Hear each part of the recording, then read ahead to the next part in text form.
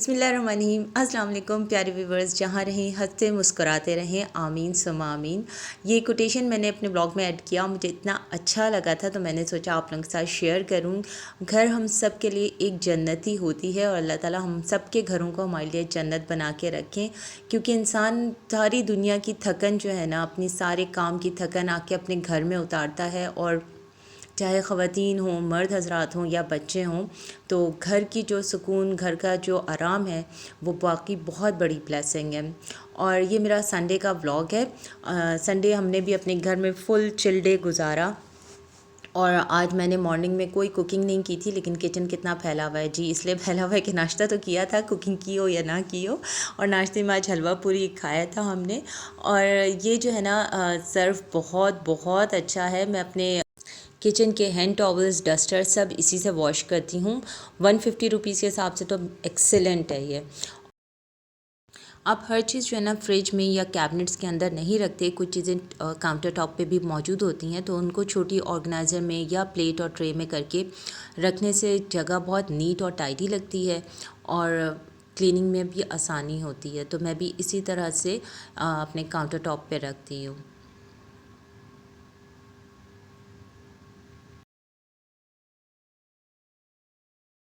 और किचन जितना neat and clean होना, काम करने में उतना ही दिल लगता है। बेशक किचन छोटा हो लेकिन ऑर्गेनाइज्ड हो, नीट हो, तो वो बहुत ही अच्छा लुक देता है और काम करने में बड़ा मज़ा आता है। और नाश्ता बहुत लेट हुआ था तो मुझे अभी दोपहर में खाना तो नहीं बनाना था। तो बाकी के जो काम थे वो मुझे करने थे, जैसे ये दही जमाना था और जो मैंने गोश्त वगैरह निकाला था उनकी मैरिनेशन थी। आजकल मौसम गर्म है तो बाहर भी रख दें, बस इसे टच मी नॉट करें तो दही बहुत अच्छा जम जाता है। और मैंने डिफ्रॉस्ट जब किया था तो इसको स्टेनर में थोड़ी देर रख दिया था ताकि इसका जो पानी है गोश्त का वो निकल जाए।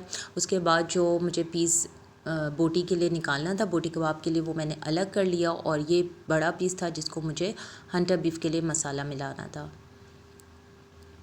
और लहसुन अदरक का जो पेस्ट होता है, अगर आप इसको पानी के बजाय थोड़ा सा ऑयल, कोई सा भी कुकिंग ऑयल या सरसों का तेल डाल के पीसें तो इसका कलर चेंज नहीं होता और काफ़ी टाइम तक चल जाता है।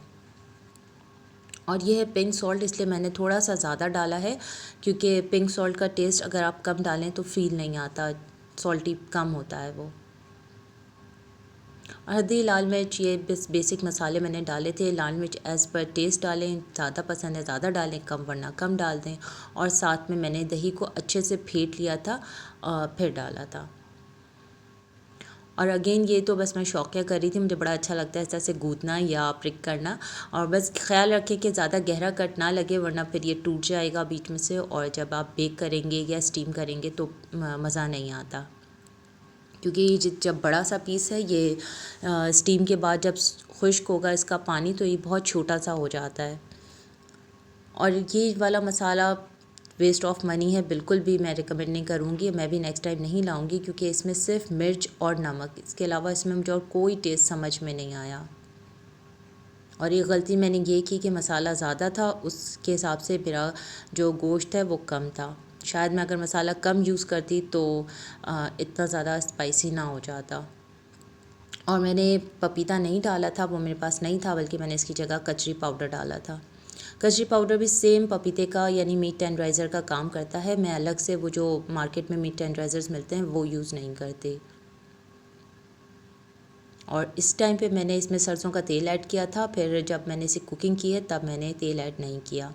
और ये उमैमा का एक्सपेरिमेंट था।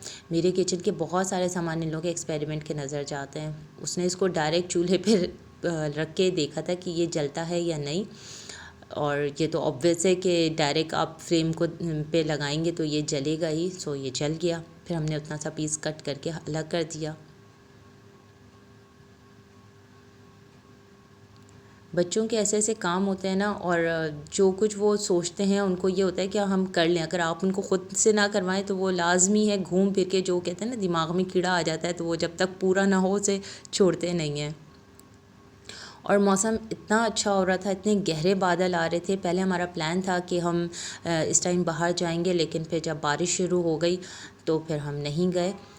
बच्चों का यही होता है, या तो आप कहीं बाहर चलें, नहीं तो फिर वो टीवी देखेंगे।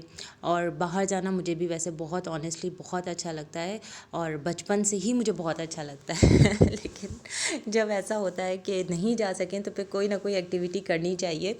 टीवी देखने से तो बेहतर है। तो अफीफ़ा तो नहा धो के उनकी सबसे अच्छी हॉबी है कि वो अपनी बुक रीडिंग करती हैं, और उमैमा जो हैं वो इंतज़ार में थी कि मामा उनकी और उमैमा इंतज़ार में थी कि मामा उनकी क्लेंजिंग कर दें, फिर वो जाएंगी नहाने के लिए।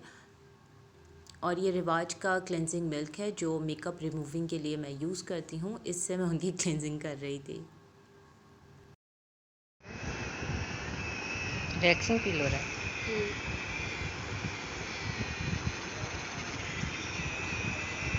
वैसे अगर और कुछ फील होता तो मुझे नहीं पता। और कुछ फील नहीं होता, दांतों का भी होता है। पता नहीं। बंद करो फिर मुँह। बालों का नहीं होता मम्मा। बालों का नहीं होता। नहीं, बालों का भी डाल। तो वो पैड वो भी लगाती ना, हेड बैंड जो होता मेरा है। सर छोटा है, इसका बड़ा होता है। वैसे वाह क्या बात है। अभी तो अभी हमने अपने आप को खुद नहीं देखा।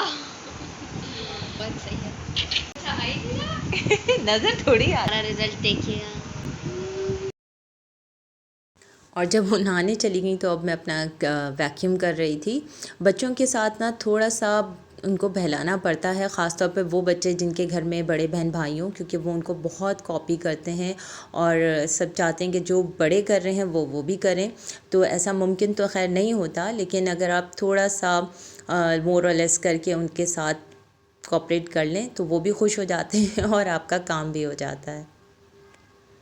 और खूब बारिश हो रही थी, और मैंने आज वैक्यूम सिर्फ किया था, मॉपिंग नहीं की, क्योंकि थोड़ा सा रूटीन से हट के भी आपको चलना चाहिए। अच्छा लगता है अगर आप अपने डे को रिलैक्स मोड में चलाएं और एक जैसी रूटीन में ना रहे, तो ख़ुद को भी फ्रेश फील होता है।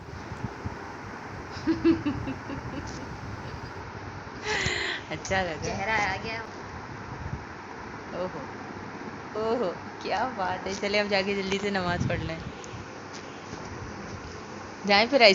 और मेमा का दिल आइसक्रीम खाने में अटका हुआ था, लेकिन बारिश की वजह से ये ना जाना मुमकिन था और ना लाना मुमकिन था।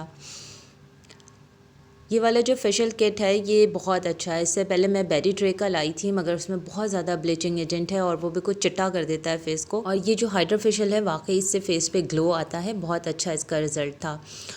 अच्छा, ख़वातीन जो है ना, हमारे यहाँ होता ये है कि घरेलू ख़वातीन समझती हैं कि बस हमें जब शादी ब्याह में जाना है तभी हम पार्लर जाएं या हम फेशियल करवाएं, और ऐसे आम दिनों में वो अपने केयर इतनी नहीं करती, लेकिन करनी चाहिए। सेल्फ़ केयर बहुत ज़रूरी है, और इनर हेल्थ की भी केयर करें और अपनी ज़ाहिरी यानी कि फ़ेस की, स्किन की, बालों की बहुत केयर करनी चाहिए।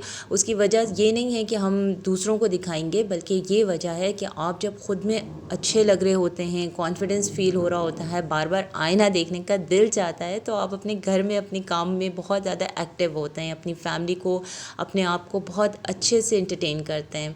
और इनर हेल्थ मींस नमाज, कुरान, ये भी अपनी साथ साथ ज़रूरी है, बल्कि बहुत ज़रूरी है।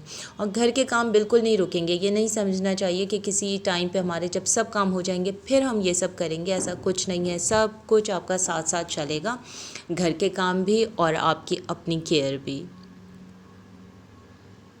अब जैसे कि मैंने दोपहर में खाना नहीं बनाया था, तो इसका क्या मतलब है मैं खाना नहीं बनाऊंगी या कुछ भी नहीं बनाऊंगी? जी नहीं, बिल्कुल ऐसी बात नहीं है। शाम के टाइम में हमने बनाया था मिल्क शेक और पॉपकॉर्न। पॉपकॉर्न बहुत टाइम से हम लोगों ने नहीं बनाया था, तो आज हमने कहा चलो पॉपकॉर्न भी खाते हैं। और पहले मैं ये गलती करती थी कि पॉपकॉर्न में तेज़ ऑयल गर्म करके या घी गर्म करके और उसमें डाल देती थी, तो उससे ये होता था कि जल जाते थे सारे, और थोड़े से बस पॉपअप जो ऊपर से हो गए वो हो गए, वरना मेजॉरिटी जल जाते थे। और मिल्क शेक में जो है मैं दूध के साथ फ्रूट और दूध डालती हूँ, लेकिन ज़ाहिर है कि दूध के साथ ही फ्रूट डालेंगे, लेकिन मैं उसमें चीनी नहीं डालती। तो ये जो नोवेला लाए थे तो ये हमने इसमें डाला था मैंगो शेक के साथ। और चाय तो लाजमी है, 2 टाइम मेरी चाय मस्ट है, एक सुबह में और एक शाम में। और ये देखें इतने अच्छे हो रहे हैं ना। इसकी सिर्फ टिप ये है कि जब पॉपकॉर्न बना रहे हों बिल्कुल ठंडे तेल में डाल दें और ऊपर से ढक दें बस, और आँच को बिल्कुल धीमा कर दें। जितनी धीमी आँच होगी वो हल्के हल्के तेल या घी जो भी आपने डाला होगा वो गर्म होता जाएगा, और सारे कॉर्न्स जो हैं वो अच्छे से पॉप अप होते जाएंगे, जैसे मेरे हो गए। अच्छा, नमक इसको मैं बनाते टाइम नहीं डालती, जब ये बाउल में शिफ्ट कर लिया फिर उसमें थोड़ा सा नमक डाल के इसको ऊपर नीचे कर लिया और बस। और ये हमारा इवनिंग स्नैक तैयार हो गया। बच्चे साथ में कार्टून देख रहे थे। जैसे चाय का नशा होता है वैसे ही टीवी का भी नशा होता है, और वो एडिक्शन ज़रूरी है कि वो पूरी की जाए, चाहे किसी भी टाइम हो। तो ये शाम के चाय टाइम जो है वो कार्टून देख रहे थे, और कार्टून का नाम मुझे नहीं पता, लेकिन ये कार्टून है बहुत अच्छा।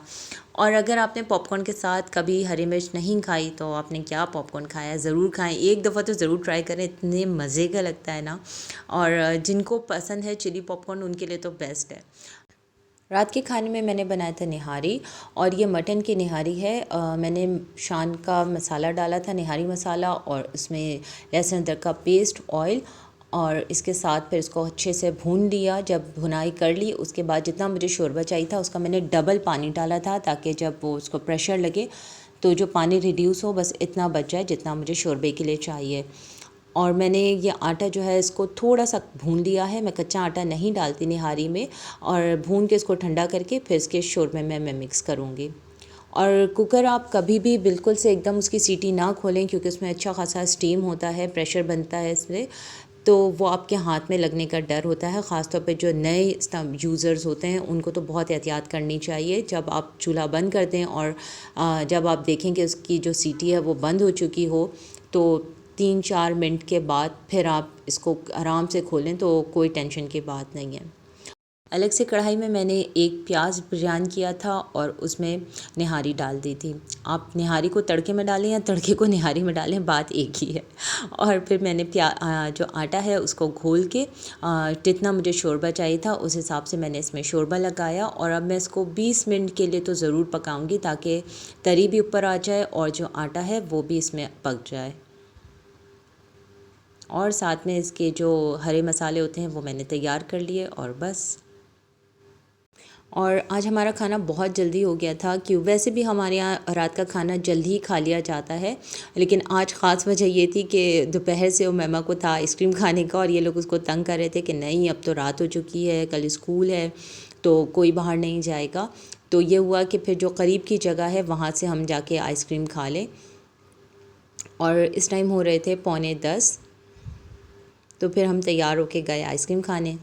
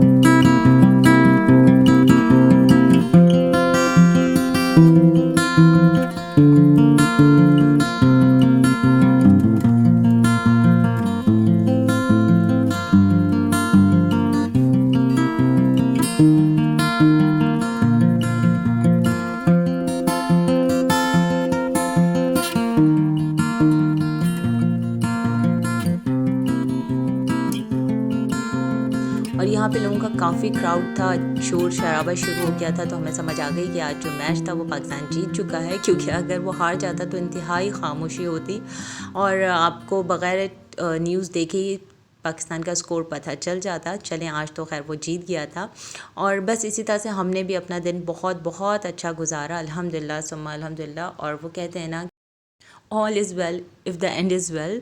तो इसके साथ मैं अपना व्लॉग एंड करती हूँ। इंशाल्लाह नेक्स्ट व्लॉग में मुलाकात होगी, तब तक के लिए अल्लाह हाफ़िज़।